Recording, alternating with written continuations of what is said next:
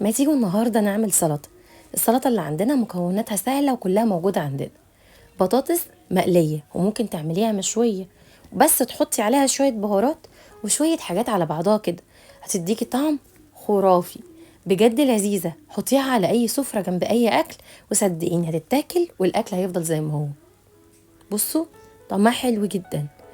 شوية حاجات كده مع بعض وكمان رشة من الرمان خلت الطعم في حتة تانية. اول حاجه انا جبت بطاطس مكعبات وقليتها بالشكل ده، وحطيت بقى معلقه صغيره من كل البهارات، بابريكا وملح وفلفل وكمون وكزبره. قلبي كويس جدا مع بعض لغايه ما يشربوا. الصوص بتاعي بقى ايه؟ 3 معالق من المايونيز، عليهم 3 معالق من الزبادي، ورشه من عصير الليمون، وملح بسيط جدا، وشويه من البقدونس المفروم. بعدين جبت كده شرايح من الخيار وشرايح من البصل، ونزلت عليهم على البطاطس مع الصوص اللي انا عملته. كده خلصنا السلطة. هنحطها في طبق التقديم ونرش عليها رشة بسيطة من الرمان.